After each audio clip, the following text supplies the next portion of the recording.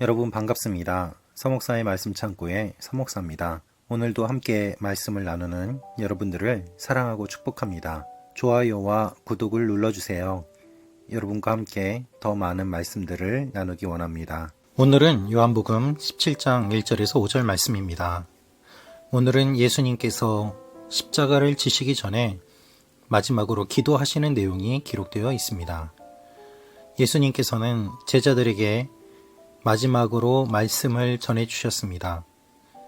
마지막 설교가 요한복음 16장에 기록되어 있습니다. 그리고 17장은 그것에 이어서 예수님께서 기도하시는 내용이 기록되어 있습니다. 그런데 여러분 한번 생각해 볼까요? 기도는 하나님과 나와의 관계 아니겠습니까? 그런데 그 기도가 성경의 기록으로 남아 있습니다. 예수님께서 기도하신 많은 기도가 있지만 어떤 기도는 기록이 되어 있지 않고 어떤 기도는 기록이 되어 있습니다. 그렇다면 본문에 예수님이 기도하신 내용이 기록으로 남아 있다는 것은 무엇을 뜻하는 것일까요? 예수님께서 기도하신 이 기도를 통해서 우리가 알아야 될 내용들이 담겨 있기 때문에 기록으로 남겼다고 볼 수 있습니다. 이 기도를 통해서 우리는 주님의 기도를 배울 수 있고 주님의 기도를 통해서 주님과 하나님과의 관계를 알 수 있고 이 기도를 통해서 주님이 우리를 얼마나 사랑하시는지를 알 수 있습니다. 그리고 또한 오늘 말씀을 통해서 주님이 우리에게 무엇을 알려주시는지 함께 살펴보도록 하겠습니다. 1절입니다. 예수께서 이 말씀을 하시고 눈을 들어 하늘을 우러러 보시며 기도하셨습니다. 아버지여, 때가 됐습니다. 아들이 아버지께 영광을 돌릴 수 있도록 아들을 영광스럽게 하소서. 아버지여, 때가 됐습니다. 라고 말씀하십니다. 제자들과 이야기를 마치시고 눈을 들어 하늘을 우러러 보시며 기도하셨습니다. 이것을 보면 예수님께서 기도하실 때 제자들이 보고 있었다는 것을 알 수 있습니다. 예수님은 말씀을 마치신 뒤에 의도적으로 제자들 앞에서 제자들이 듣도록 기도하셨습니다.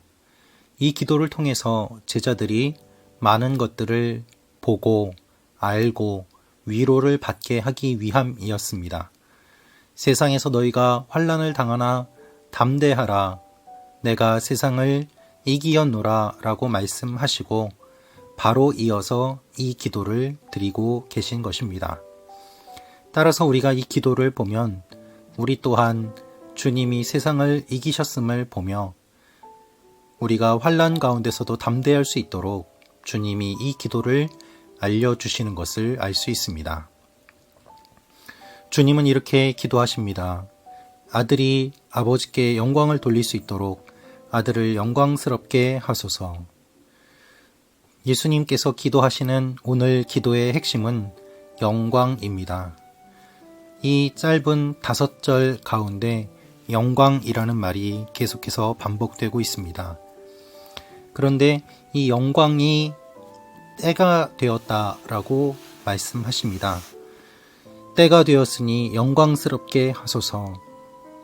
여기서 알 수 있는 사실이 있습니다. 영광은 나타날 때가 있다는 것입니다. 지금은 감추어졌지만 나타날 때가 있음을 우리는 기억해야 됩니다. 여러분, 우리의 인생과 우리의 모든 시간은 우리의 것이 아니라 주님의 것입니다. 주님의 때가 있고 주님의 영광이 나타날 때가 있고 기도 응답을 받을 때가 있습니다. 이 사실을 기억해야 합니다. 그래서 우리는 주님의 때까지 기다리는 것이고 주님의 때를 준비하는 것이 우리 신앙생활의 가장 중요한 부분인 것이죠.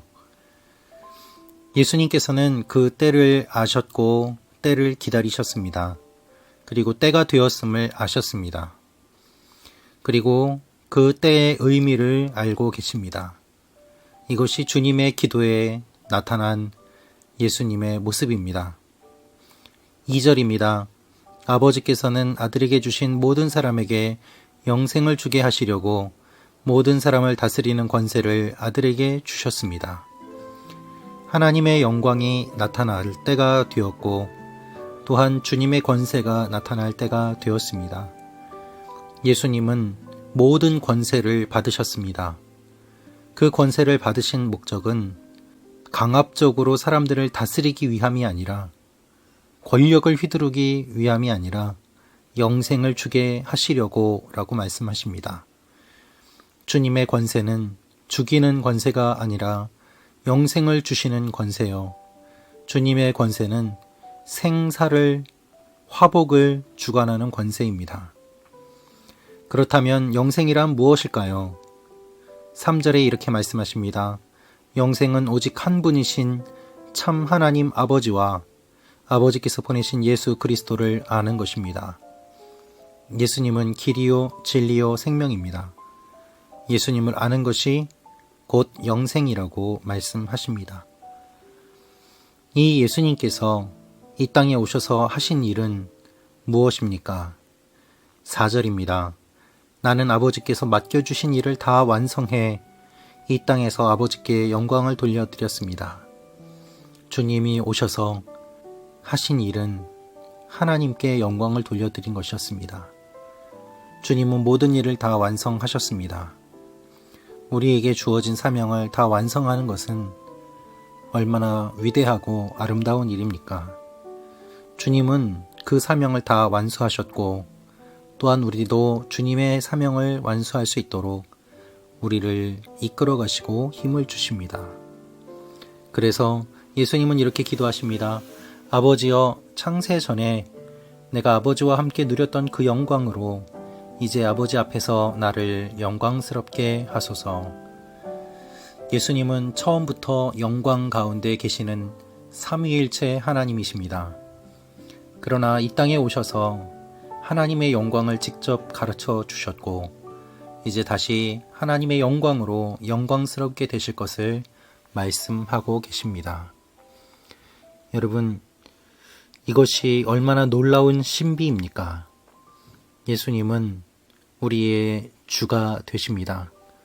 예수님은 우리의 생명이 되십니다. 예수님은 우리의 영광이 되십니다. 예수님께서 드리는 기도는 자신을 영광스럽게 해달라는 내용입니다. 그 영광은 높아지기 위한 영광이 아니라 낮아질 때 드러내는 영광이고 십자가를 지심으로 얻게 되는 영광입니다. 예수님은 십자가에 달려 돌아가시고 부활하심으로 말미암아 이 영광을 이루셨습니다. 십자가 없이 영광이 없습니다.